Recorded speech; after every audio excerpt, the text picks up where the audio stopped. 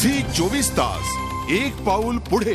Roger फेडररला पुन्हा एकदा पराभवाचा धक्का बसलाय। स्विस ओपनमध्ये 55व्या सीडेड जर्मनीच्या डॅनियल ब्रँड्सकडून दुसऱ्याच राऊंडमध्ये तो पराभूत झाला। 2012 मध्ये विम्बल्डन विजेतेपदाला गवसणी घातल्यानंतर फेडररला आतापर्यंत केवळ एकच विजय साकारता आलाय।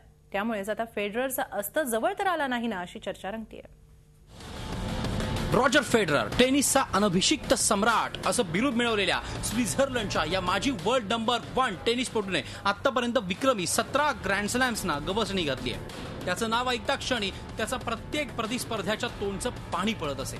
मात्र गेल्या काही वर्षांपासून फेडररच्या सम्राट पदालाच धक्क्यावर धक्के बसत असल्याचं दिसून येत आहे। यामुळेच आता फेडररचा अस्त जवळ आल्याची चाहूल लागली आहे। या चर्चेने जोर पकडलाय।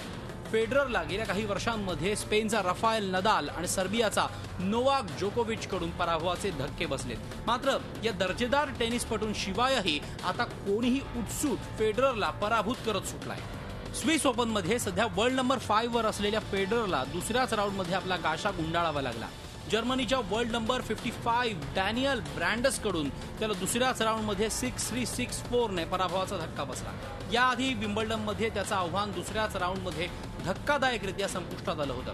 विम्बल्डनच्या दुसऱ्या राऊंडमध्ये त्याला युक्रेनच्या 116व्या सीडेड सर्गी स्टाकोव्हिस्की कडून मानहानीकारक पराभव पत्करावा लागला होता। यानंतर गेल्या आठवड्यात हॅम्बर्ग ओपनच्या सेमीफायनलमध्ये त्याला अर्जेंटिनाच्या 114व्या सीडेड फेडरिको डेल्बोनिस कडून पराभूत व्हावं लागलं होतं।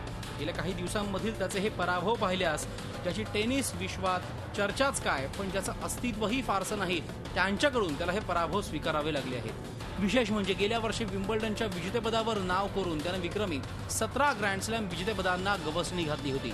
मात्र या ऐतिहासिक विजेतेपदानंतर केवळ एकच विजेतेपद पटकावू शकला आहे आणि त्याने हे विजेतेपद हॅले ओपन सारख्या फार महत्त्व नसलेल्या टुर्नामेंटमध्ये पटकावलंय। फिटनेस, वाढतं वय याचा परिणाम त्याच्या खेळावर होत असल्याचं मत तज्ज्ञ व्यक्त करत आहेत। आपल्या ढासळत्या कामगिरीला सावरण्यासाठी आता फेडरर गेल्या काही दिवसांपासून एटीपी सारख्या अनेक मामूली टुर्नामेंटमध्ये सहभागी होताना दिसतो आणि तिथेही त्याच्या पदरी अपयश पडताना दिसतंय। आपल्या करिअरचा ग्राफ पुन्हा उंचावण्यासाठी आता त्याने नव्या रॅकेटचाही सहारा घेतलाय। मात्र नव्या रॅकेटसह स्विस ओपनमध्ये उतरलेल्या फेडररला फिटनेस आणि वयाप्रमाणेच आता रॅकेटनेही साथ द्यायला जणू काही नकारच दिलाय असं म्हणावं लागेल। यामुळे आता टेनिस विश्वातील फेडेक्स एराचा अंत जवळ आलाय याची चाहूलच त्याचे हे पराभव देत आहे। Bureau report Zee media, Mumbai. Zee 24 तास एक पाऊल पुढे।